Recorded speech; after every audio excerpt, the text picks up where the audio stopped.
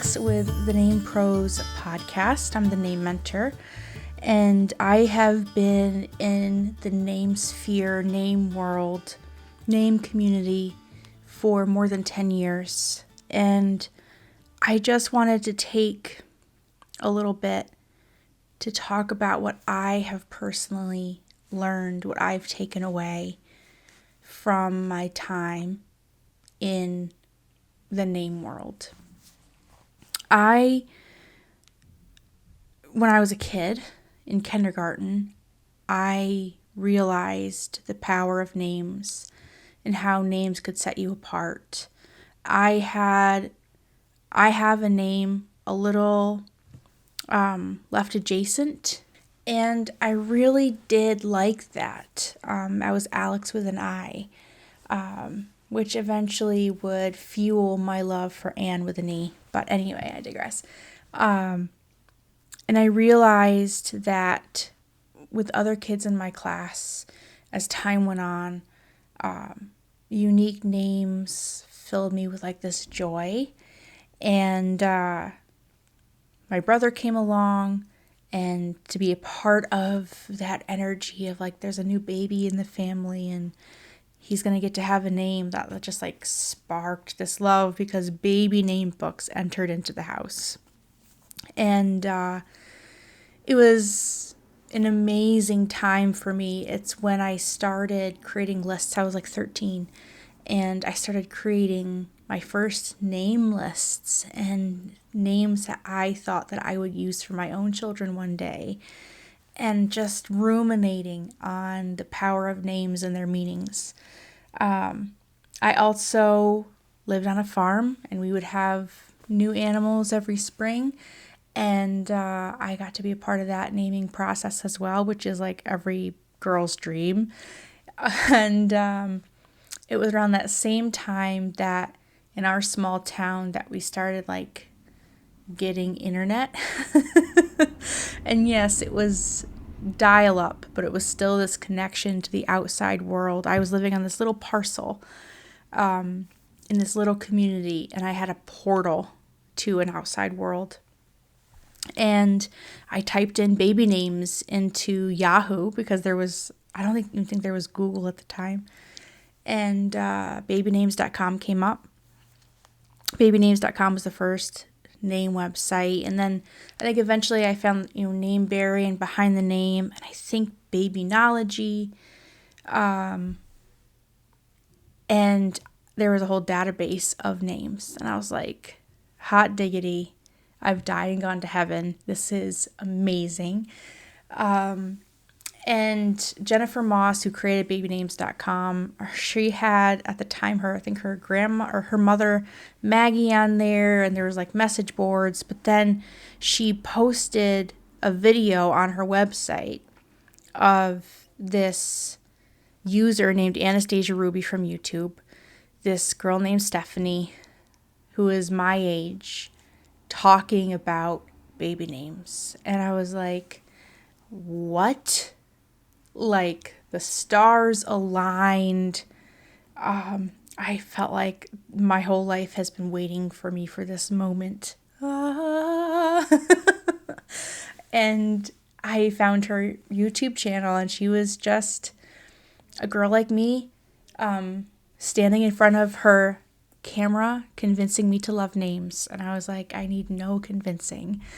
So she had created, lists and meanings, and just had a very conversational, her videos are very conversational, talking about her love of names in her life.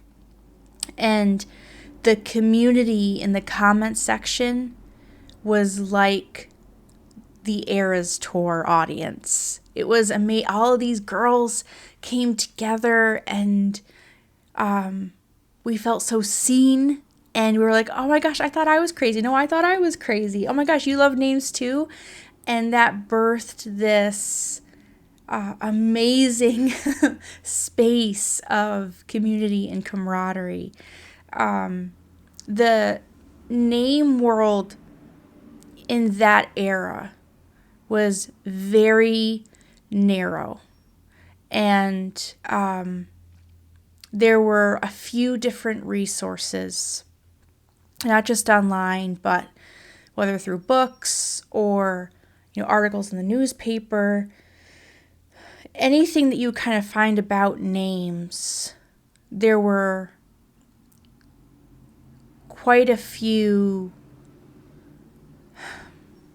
There was some toxicity. There was some negativity, and I would dare say this deep hatred of varying from the straight and narrow of what was deemed appropriate. And that was very puzzling to us girls at the time, where there was this this pushback. We had all this joy and exuberance, and there was this pushback. And we were like, why? And, at the time, besides us commenting back and forth on Stephanie's, Anastasia Ruby's comment section, we started creating our own videos and having this dialogue together, and Form Spring, where there were these different ways that we were just getting together and talking. And at the time, message boards are where people were asking name questions, and Yahoo Answers was a big one. So we would all rush to Yahoo Answers and find the baby name questions. And it was a dark place, as message boards typically are. It's like message boards are the place underneath the bridges where all the trolls live. And it was a sad place. And so we would all come back together and we'd be like, did you see that question? Did you see that comment? Did you hear that? Did you hear this? And then this negativity started cropping up on name websites. And we were all puzzled by this because it was all done in the name of, in quotes, real life, real talk. You're setting your kid up for failure. Dum, dum, dum. This absolute doomsday prepping in the name sphere. And us girls were like, I think that's the last thing moms need right now. Because while you're bringing them all to tears, they don't have a place to run to. So you're just shutting people down in the name of your wisdom. And that doesn't seem like a good look. So we started becoming more of the resource of talking about real life names, but in actual real life, what does that actually look like, where joy isn't dismissed? I think it's a sad place when you lose that joy, that I think so many of us were raised that any kind of joy or whimsy is immature. And if you look at the cottagecore movement and so many of these other movements, it's us girls finding our joy as girls again, right? Us women finding the joy of girlhood again and saying, no, that's actually really sacred and that's still really needed in this space because the world is dark, but there's also a ton of light, and we are the light.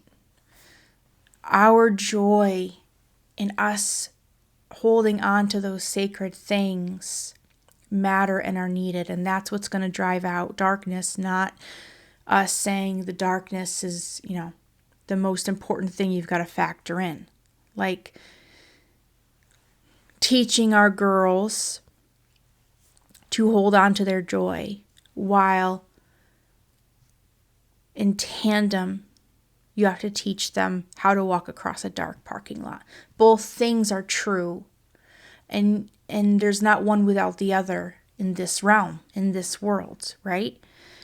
And that trickles all the way down to us choosing names for our babies, to how we parent, to how we have relationships, to our mental health. It's all connected. It's all related. And so in that time, the darkness was being championed as real life. And we were saying there's a lot more to life than that. And that is drowning people. That is such a heavy anchor. That is not life-giving. And that's really not real life. The world is so big. I started my website, my blog, in June of 2010. At the time, the life and the culture that I was in, I was very much into biblical baby names. There wasn't really a space for that. And I wanted to create a new, vibrant, current, relevant space. And in the name world, I ran into rejection with that. And other girls were running into that rejection, and we just could not understand why. So we created our own spaces, and then the people came. And that was such a rush. Like, it was so validating to say we were onto something and people are responding to that. And so a couple of us gals created something called the Name Sisters, and we did that for a year. And it was, to me, one of the best years I've ever experienced in the name world, because all of us girls were getting together and talking about names and being a resource. And to get to talk about names with people you really admire and respect it's just such a treasure. I mean, I'll treasure that. I'll treasure that year forever. And so then I found myself in the Instagram space. I started having babies. Creating content for YouTube became almost impossible for me at the time.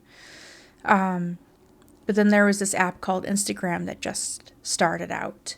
And so I went on there and there were no name resources. There were no name accounts. And I said, well, then I'll just start one. And what if 10 people like it? I think that would be really, really cool. And you could choose your new username. I chose Names Daily to hold me accountable to post a name every day. And I posted only my favorite names. I posted names that I believed in. I wasn't going to post names just for the sake of it being a name. It was like, I want this to be of quality. It was important to me to be relevant and to be useful and to post with joy. So I found that by posting names I was really loving. And I remember when I got 3 likes, I was like, holy cow.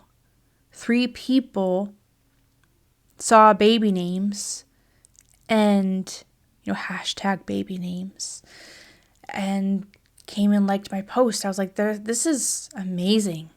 This is amazing. And then I remember when I got 10 likes, and when I got 100 likes, I just was like, is this real life? This is amazing. And I started tagging celebrities and famous people in my posts with their name, and they would comment and like it. And I was like, this is an amazing space. I feel so lucky. Like, I'm in this portal where I'm interacting with the entire world. And I felt so lucky. And to meet people was incredible. Like, I just can't put into words the energy of Instagram when it was first starting out. It was like MySpace. It was amazing. And so about a year after I was on Instagram, I teamed up with Stephanie and we did a baby name contest. And that was so fun. Like the joy of names just exploded, and there was no negativity, there was no nitpicking, there was no tearing down. So many people, men, women, fathers, mothers, aunts, uncles, all got together and celebrated names and celebrated their kids' names. And we got so many entries. It was so exciting, and it was so hard to get down to the final picks. And a few of those women still follow me. Like we talk a lot, and I've watched those babies grow. That's insane to me. People that I've never really, that I haven't touched in real life, I've gotten to know them through that space. And it really has felt like a portal.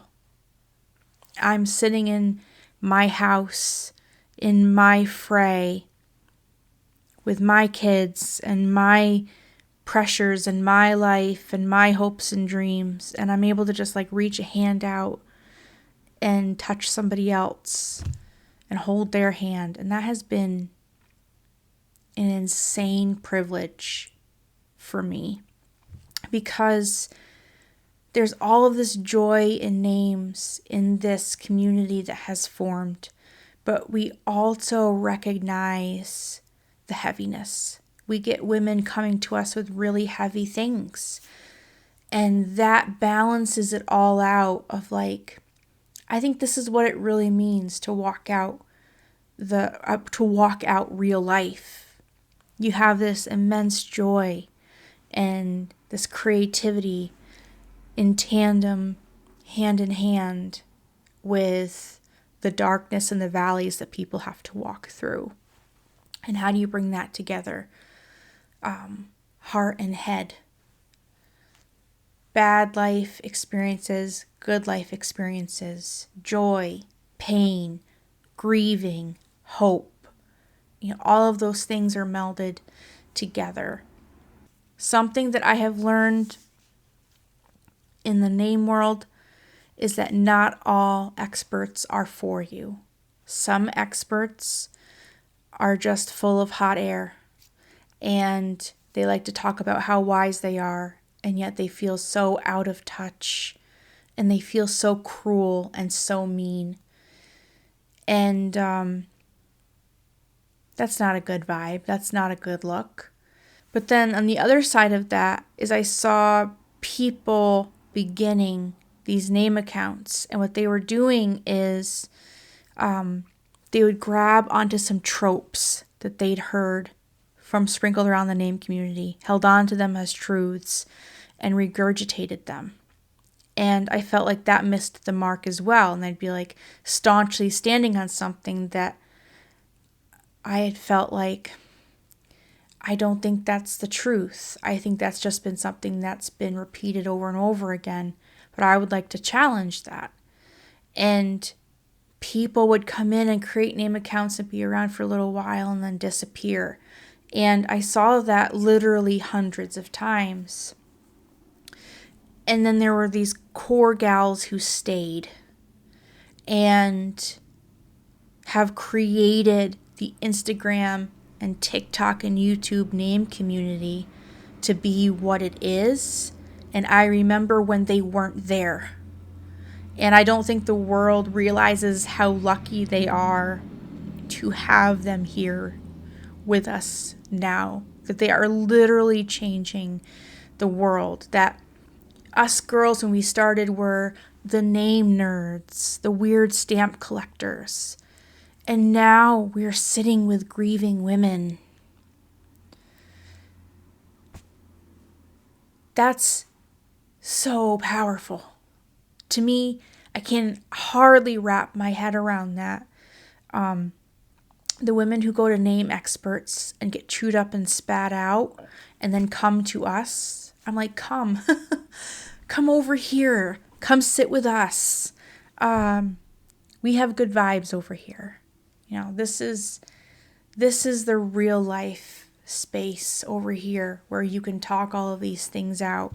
And we all may have different ways of going about things, but we're really all on the same mission, that we want to put out resources and tools and content that is valuable and helpful and positive and kind, that is helping the world. That's the whole point of all of it, is to help the world and to not carry a big stick and beat them over the head of how much you know. That really hurts. To sit in a seat and say, I know more than you, and to make someone feel small really hurts. And I just wish that the world would stop doing that. You still with me? Because I've got some more.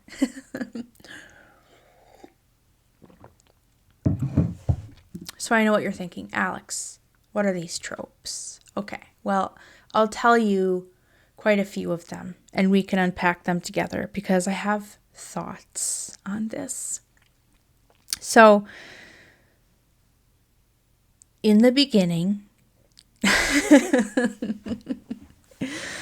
from the very beginning of my being in the name community, I would hear things like, we should stop naming kids juniors and thirds and fourths and 13ths. Kids need to have their own identity, right? Let them start fresh. And there was a lot of hate if you decided to name a kid junior. It was immediately, oh, you're oppressed, and you just let your husband and your family take over, and you failed everybody by submitting your son to this trope. That's a lot to unpack. I think sometimes that did happen, and sometimes it was just they wanted the family tradition to continue. And there's a beauty in that. I think if you look at names as burdens, family names as burdens, then I think that's going to be the pulpit you preach from. But if you look at names like jewelry, that you are giving your child something to carry with them that reminds them of their strength and where they've come from, that they'll always have family support, I think that's very powerful. I think that there's beauty in both of those things. And burdening your child doesn't have as much to do with a name as it does with how you parent. What kind of support system are you for your child? I think that if you are naming your child after somebody that is not likable, that maybe is an abuser or a monster or an extremely difficult person, I think that's no bueno. I think that honoring is earned. It's not just a given. It should be earned. That should be something that you want to do. You should never feel forced to do something. This needs to be given as a gift, not as a burden. I think it being a burden is the origin from which it's come, not the name. But then the other side of the room, the other side of the mouth, is you can only honor by name only. It's weird or too creative or too crazy to honor somebody, to honor somebody's essence. If you're going to honor somebody, you've got to use their name. I think that's baloney, because time, the tale as old as time, has shown that there are so many different ways to honor. How do you get Jack from John? How do you get Sadie from Sarah? How do you get Pearl from Margaret? There are so many different ways. Nell Harper Lee was named after, I think, an Aunt Ellen. People have been creative in honoring for such a long, long, long, long time. And I think that's really fun and creative. So you have some people, like one person is saying, no juniors, but if you're going to honor, you can only use the name. And I'm going, which is it? I think it's really fun to honor with essence. And when people get hung up on saying, I just don't like my grandmother's name or my grandfather's name, I say as a prompt, how would you honor them if they had no name at all? That's really fun. Did they love the ocean? What's their favorite color? What was their occupation? Where was the place that they were born? That is so much more exciting sometimes than just using the name, especially if they themselves don't like the name. So if I had named my daughter after my grandmother Dorcas and she was still alive, she would have shook her finger in my face. She hated her name, hated it so much. And she was named after her mother's best friend. She never knew that best friend. I don't know what happened. But she did not like her name at all. There was nothing special about her name. There was nothing endearing about her name. So if I had to use my grandmother's name to honor my daughter, Graham would have been MAD about it. She preferred Dottie. There are also so many other ways that I thought of to honor her that I think she would have been really tickled pink about. That's the point. It's the joy. There doesn't have to be this literal, dun, dun, dun, you must not do this, you must do this. I think all of these tropes started out with some sort of truth, but then you kind of have to shake that all out. But then something that I saw people running into with name advice is that if you dared break free of that literalism and said, my grandmother loved birds, I'm going to name my daughter Birdie, it was no, because they won't be taken seriously and that's not a real name, etc., etc., etc. Even though statistically and socially and culturally and historically, that's not true. If you look at all of those things, that's just not true. That doesn't hold water. Sometimes these tropes are very American, 200-year cage that we feel like we have to sit inside of when the world is so big. The more you travel, the more you meet people, the more you see, oh, it's bigger than what we all thought, right? We might think one name is super weird here in America, and you go across the world and it's super normal for them. That's real life. The world is big. Yeah, I think you need to factor in the realm that you think your kid is going to be functioning in and set them up for success.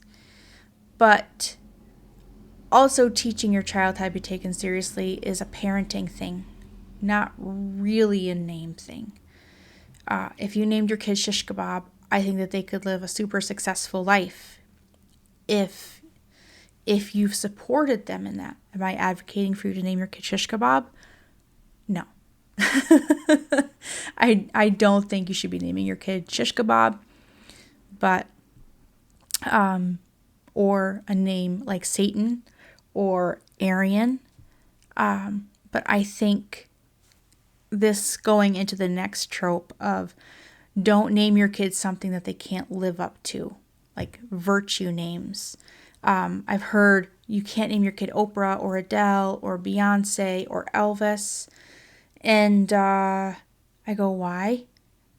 Like, a person has carried that name and they're known by that name. But in our kids' generation, it's just not going to be that big of a deal. And a little Beyonce now will just be her own Beyonce. I don't think people own names. I think that there's space and flex for every person to own their own name. And I think if you're naming somebody, what will that look like in 10, 20, 30 years? is what I'm factoring into now even going to matter then? Like, are my doubts or my hesitations valid? Do they actually matter? Or am I worried about what people will say currently? Because currently isn't long term. So I think you have to weigh those concerns well. Another trope that I hear is no craziness allowed. I have seen celebrities dragged through the mud so hard and it's so cringy. And I go, they're people.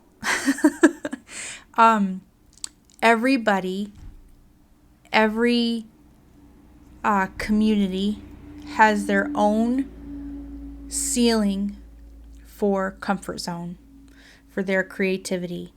I was talking to a couple one time, this really happened, where they were thinking about being really bold and naming their daughter Emily. And Emily's a beautiful name, but that's not a crazy name. But they felt like they were being wild, that they were breaking the boundaries by naming their daughter Emily because it's not quite conservative. And I thought, okay, well, I think that's great. Yeah, go for it. If that's what you're comfortable with, go for it. And then I had another person ask me if I thought the name embroidery was okay. And it was just their comfort zone, right? Celebrities are in a realm of intense creativity, and they're going to be raising their children within that framework. So I doubt that Pilot Inspector is going to walk into Ace Hardware and work there like Emily or John would.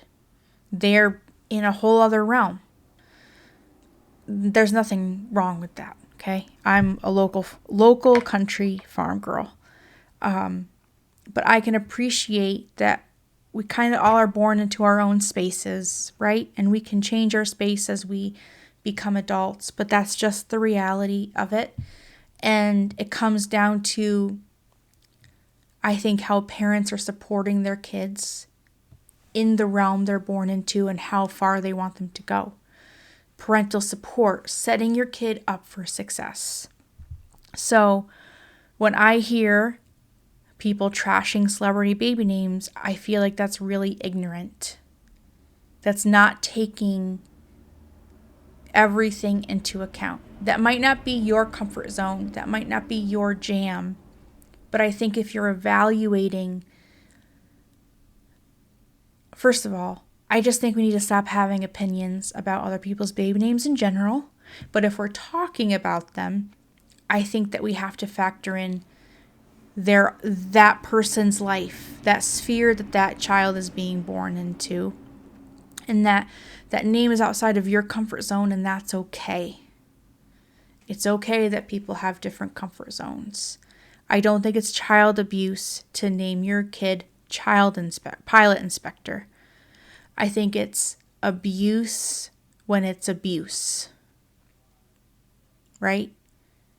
You could give your kid the perfect name, and if you're a terrible parent, that was no help to them. You could give your kid an outlandish name, and if you were a great parent, what does it matter?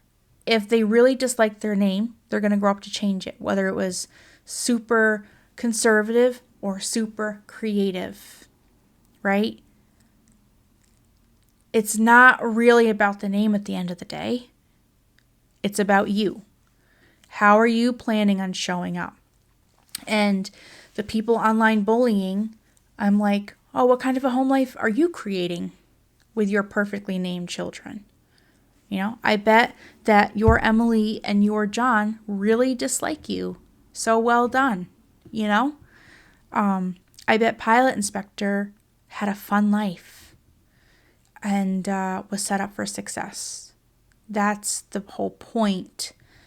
Then, I just don't understand why we are arguing about names. To me, that's insane. There are so many more other things to argue about. Like, let's fight to get teaching children emotional intelligence into schools. Like, there are things that we could be fighting about that are more relevant and more helpful than what your basic opinion is about something that has been around so much longer than you and will live so much longer after you, right? This argument has been around for so long. And I've been on social media long enough to see that people think it's cool to talk about the bad names people give their kids. And the one famous one is, you don't realize how much you hate people until you're picking out a baby name. And it's like, to me, that's not cool content. I just think it's toxic and harmful and a terrible narrative. And why are we even talking about this? I've sat on the other side of women who have gone through the side effects of what's happening, and it's not great. It's not great. That's not empowering at all. How are you doing? I've only got a couple more. I'm on a roll here, and I've got my mushroom coffee. Hold on. Another thing that is staunchly said is names should not have bad meanings because you're speaking that over your child. And I think that goes back to what I was previously talking about, that, the name Portia, I think, means pig. And there are a lot of people who've been named Portia, and I don't think they turned into pigs at all. Maybe some of them did, but I doubt it. Names are like words. They all have an etymology and a root, but I think that names have this special factor that they take on a life of their own based on the life they're being lived in. I mean, how many different Johns have you met that are all different? They're all different in your mind, even though they all have the same name. I think there's a real beauty in that. It's like the sisterhood of the traveling pants, it takes on the life form of whoever is wearing it. And if you're really nervous about naming your kid Delilah or Jezebel or Judas, I think you need to go into that process with eyes wide open, but also realize that to name your kid Portia, because it means, despite the fact that it names pig, is not speaking to your daughter that she's a pig. I think you just go, well, that's an unfortunate meaning, but to me, the name Portia is so elegant and beautiful. I think of Eva and Zsa Zsa Gabor. I just think of this old Hollywood elegance and just ultimate feminine power. That's what you could be speaking over your daughter. Like, it comes back to, I believe, what you're speaking over your child isn't the meaning of their name.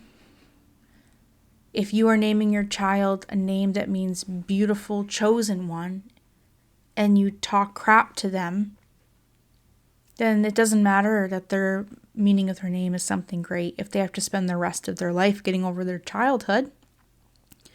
I think that if you're into meanings of names, that's really great. I am. It was a real factor for me because I dig that kind of a thing, but it's not a deal breaker for me.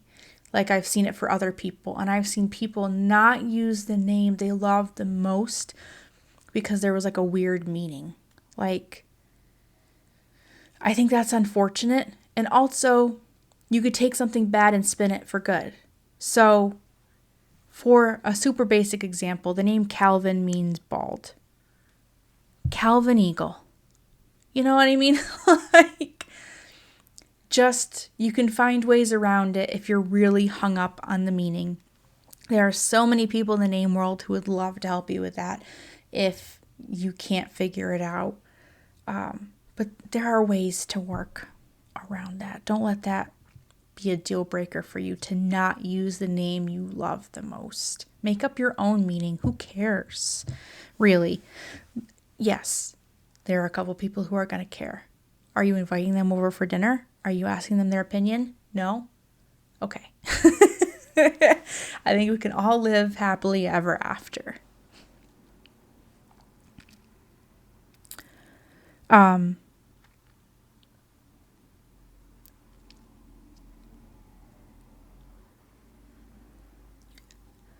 Sibling names shouldn't rhyme.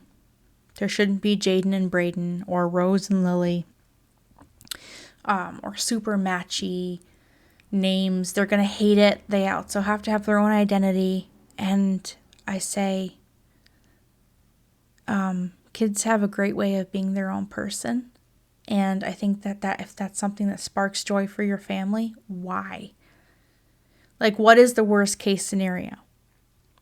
They're going to be 30 and say, Mom, we really hated being Jaden and Braden. Okay, well, what are you guys going to do about it? Are you J and B? You know, like, I think let life evolve. Let the beauty of life and the length of it allow names and name decisions to evolve. I think that if you are naming with excitement and naming with dignity and setting your kids up for success, I don't see why you couldn't have matchy names or the same middle name or the same first name and different middle names. The world is so big and so many people have pulled it off. If that's something you're really into, just pull it off. I think that thinking of all of these things can help if they're used gently. But if you're carrying all of this around like a weight that you have to make the perfect decision, you're going to feel like you have failed. It's impossible to hold up all of these things perfectly because no name is perfect. There is no perfect name where none of these things will happen. I think it's insane to think that there is. There's always something. There's always a pro and a con. So you just have to pick the name that checks as many boxes as you can and then just be a good parent. And I think that if you name your kid something wild or creative, that doesn't make you a bad parent. I think that being a bad parent makes you a bad parent. Hurting your child and not caring and not being there is being a bad parent.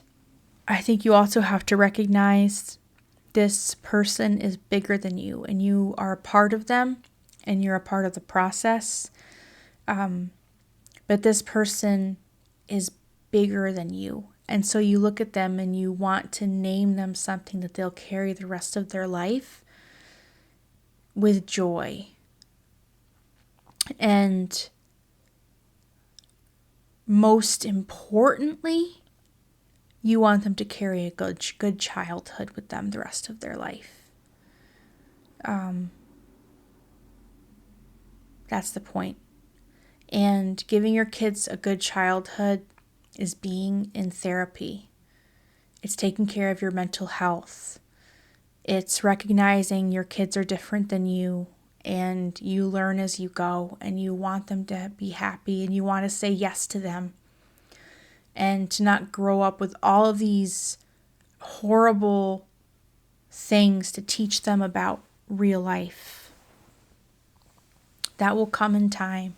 It's our job as parents to protect them from that so that they can have childhoods. I think that's the whole point, is that we want our kids to have childhoods that they don't have to heal from.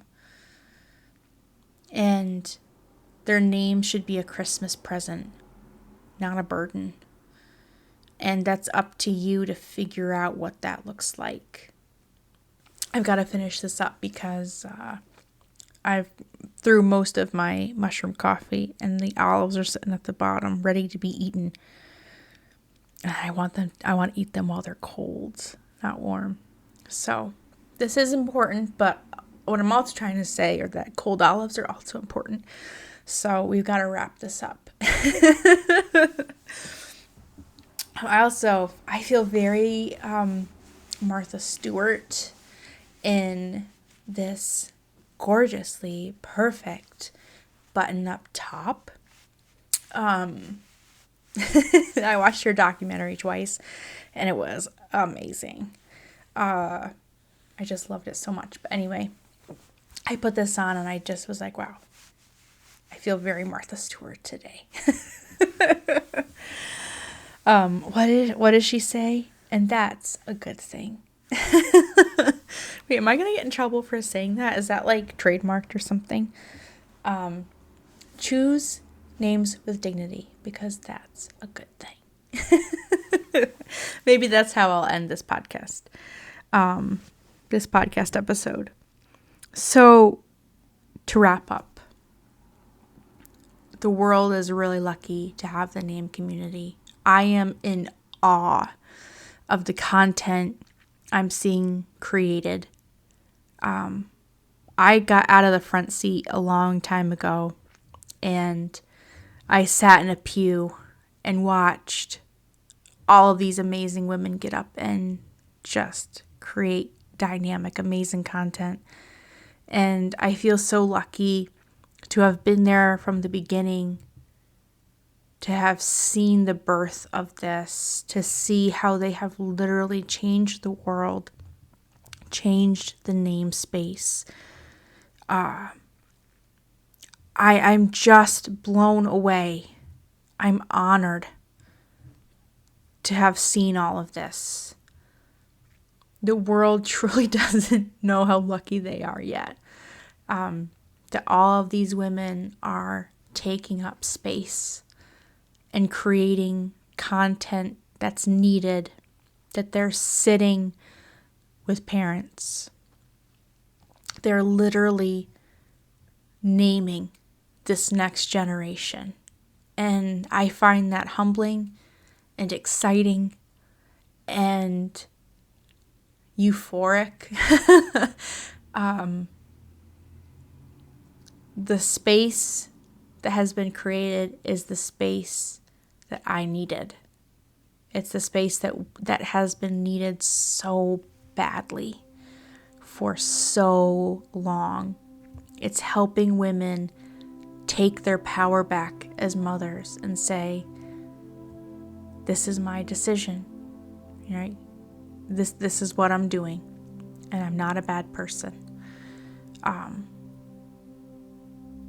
It's helping women take back their power. It's giving parents a space for voice and conversation and room to be creative, to think differently. The naming world for our children is going to look vastly different than it has for us and the people before us. I'm really excited about that. And you should be really excited about that too. And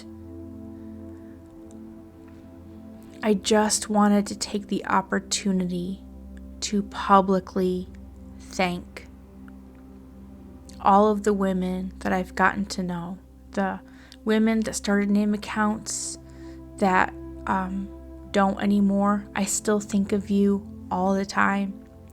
To the women that are creating content now, to the women that will create content in the future. I'm so glad you're here. Your mind and your heart are important. Your kindness and strength and understanding are so important and will always be needed. Your knowledge and your kindness will always be needed. And I am in awe of you and keep doing what you're doing.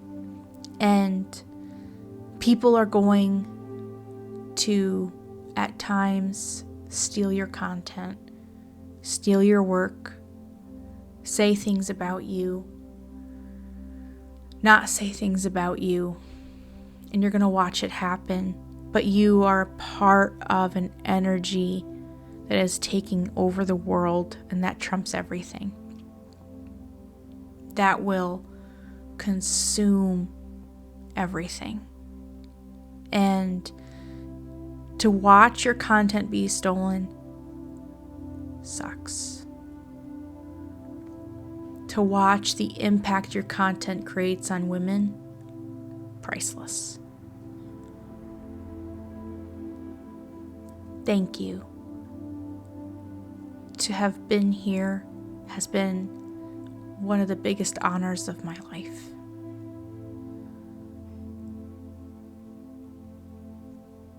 Thank you. I can't wait to see where this all goes.